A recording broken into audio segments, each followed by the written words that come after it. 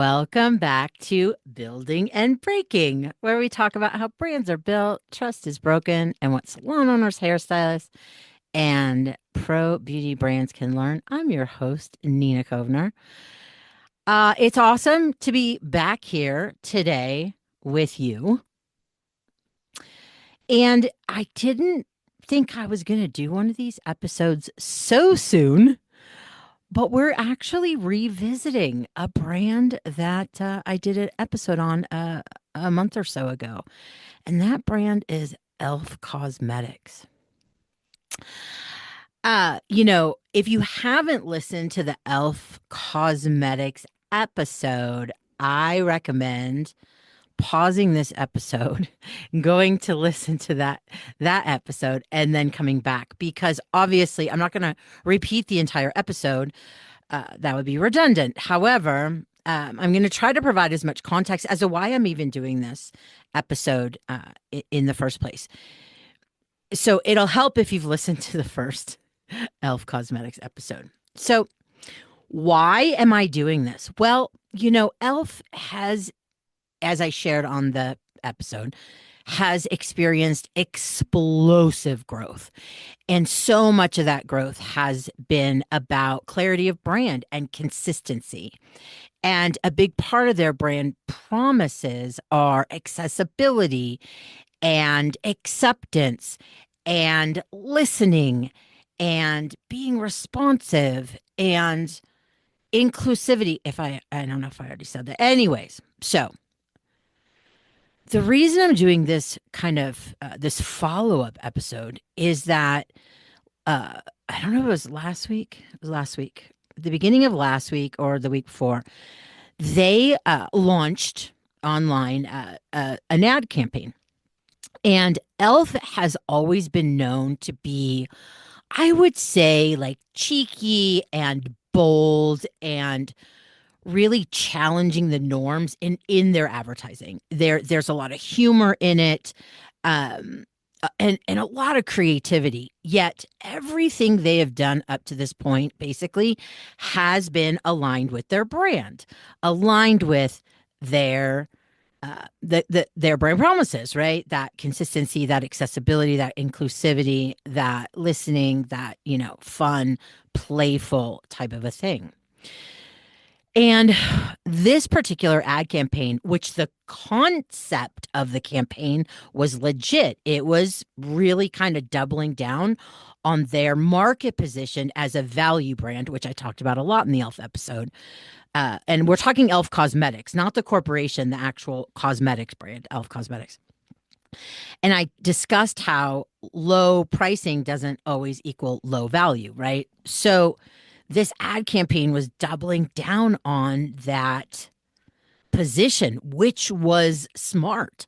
However, they chose to feature a quote unquote comedian known for making jokes about domestic violence and disabled people. So, right there, literally against everything the e.l.f. Cosmetics brand stands for. And okay, so they got pushback. Of course they did, because their audience has an expectation that they are going to always align and show up consistently with those brand promises. So, of course, the comments came flooding in on TikTok, on Instagram, even on LinkedIn, including me. I did make a comment on the post on LinkedIn. And e.l.f. did something I've never seen before. They ignored all of the comments, except the ones that were celebrating the campaign. e.l.f. is the listening company I've talked about in that episode, and I've referenced them in other episodes where they have social listening. Social listening is like their center, their leadership, everyone in the organization, and it was there that they saw it because they are the social listening company, but they ignored it. which is again just so off brand for the listening brand. They didn't acknowledge it, they took no ownership, they did nothing until a few days later when they posted something that was really kind of weird. I'm still trying to figure it out. It wasn't like an apology. I don't know. It was very strange. And the ads as of this taping are still up. So a brand who built trust on responsiveness, that silence was as bad as the ad itself. Now, the reason that I even thought about making this episode is I did get some questions in my DMs. And one of the questions was interesting. And it was, Nina, what are your thoughts on cancel culture? And in the context of what's happening with what was happening with e.l.f. last week, the backlash, the pushback, whatever. Now, of course, we'll see if it shows up in revenue or not. Again, this is something so off brand for e.l.f. I don't know. We'll see. It's going to take several months to see if they actually did lose business over this. Anyways, the question was what I think about cancel culture, and in the context of this particular discussion, I don't think it's about cancel culture. I'm not a fan of any black and white absolute extreme thinking. As you all know, I talk about that almost on every episode, that, the truth lives in the gray. It does. Almost always. Almost always.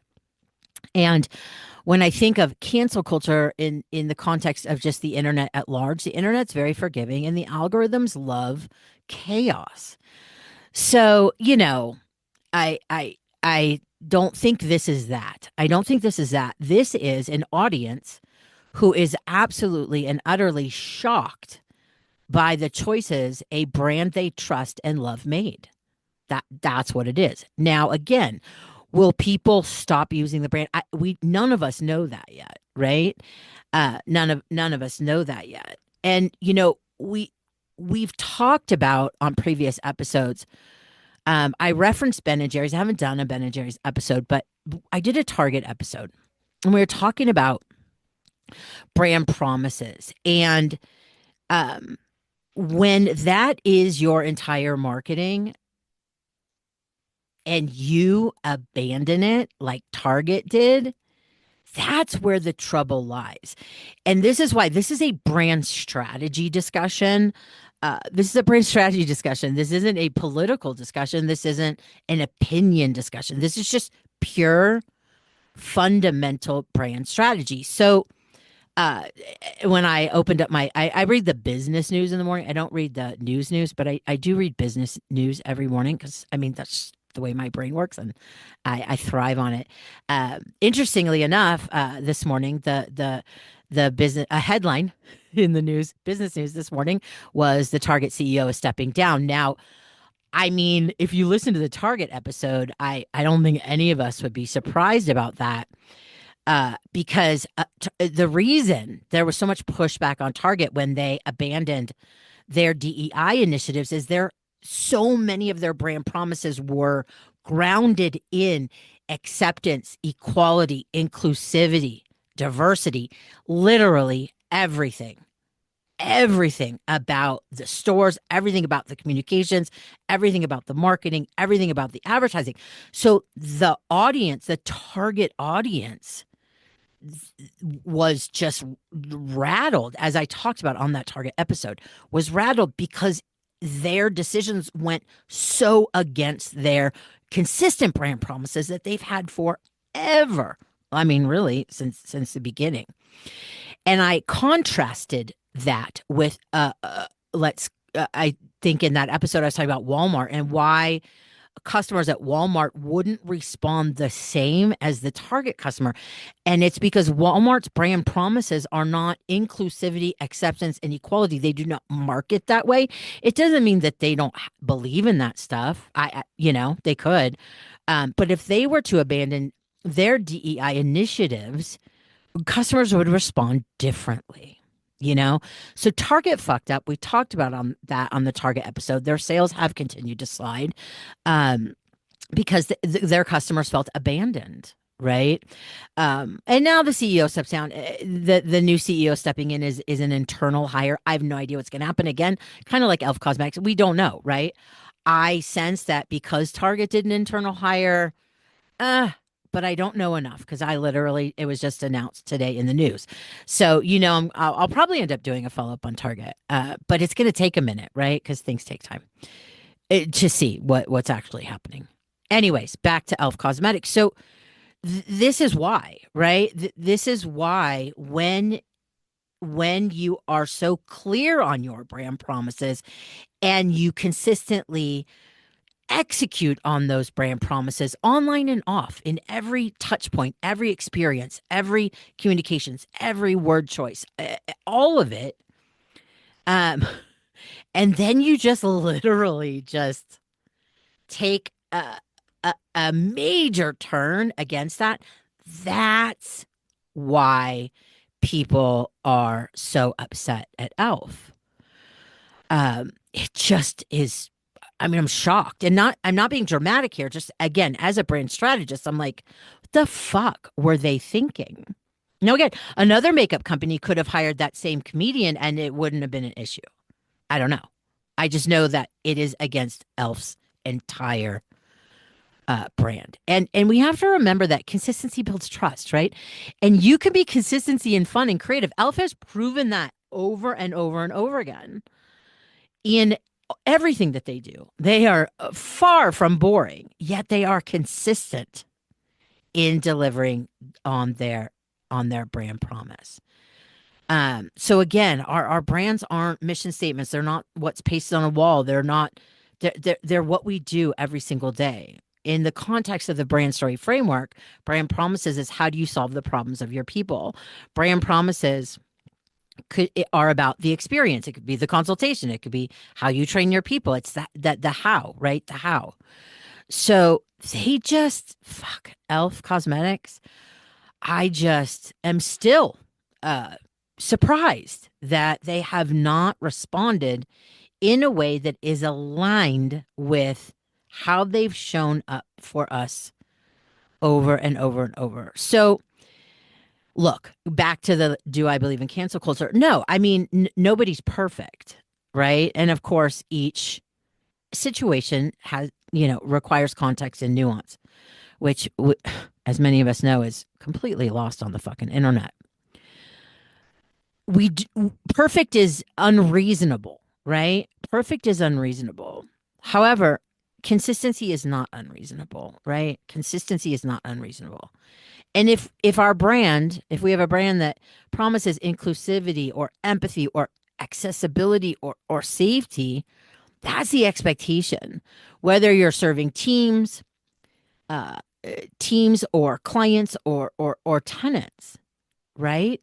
So when something doesn't land, when we get pushback, we need to listen, right? We need to listen. It's hard. Sometimes it's hard. Look, especially for those perfectionists out there, I've shared before, I'm a recovering perfectionist. It is so fucking hard to sit back and listen and be like, shit, yeah, I kind of fucked that up. But that's leadership. I talked about that in the Red Lobster episode. That's leadership. We want to say something. We want to take accountability. We want to listen. That's how we build trust. That's how we build trust. Not by being perfect every single day, even though, again, the internet is unforgiving and the algorithm loves chaos. But we're not talking about the internet. We're talking about the broader, the broader kind of brand fundamentals. So, yeah, as I shared on the LinkedIn post, which e.l.f. e.l.f. didn't respond to my comments or anybody's, not on LinkedIn either, which is so crazy because for anyone that's on LinkedIn, it's rough over there. But so I liked some of the people, that I can be connected with, which is great. Because, I was on the business executive side of the business for, 2.5 decades. But, I basically said that, look, I love your brand. I'm a user of the brand. I did a whole podcast around your brand. But this is so inconsistent and so off brand, right? And so you know, that lack of response, it is so says so much, right? Our inaction says so much. And I talk about this a lot with our clients at Passion Squared, but I mean, if someone has a question, if someone has a challenge, we need to address it, right? Ignoring it says a lot, right? It says we don't care. I'm not saying we don't care, but it says we don't care, right? Actions, words. I know it's hard. Of course, it's hard. Everything's hard. Everything is hard. But consistency builds trust, right? And trust builds relationships. And we always have to remember that. And again, I'm the optimist. I hope e.l.f. does the right thing. It seems right now like they're not gonna though, which again is just so wild to me. But we never know what tomorrow may bring. So if you have questions, thoughts, other ways to look at this, what the decision that e.l.f. made about this ad campaign, I'd love to hear from you. You can find me on IG at Passion Squared and on Facebook, Nina Kovner. I my DMs are always open. I love hearing from you. I appreciate you listening so much, and I hope you have a peaceful day wherever you are. Thank you so much for being here. Bye.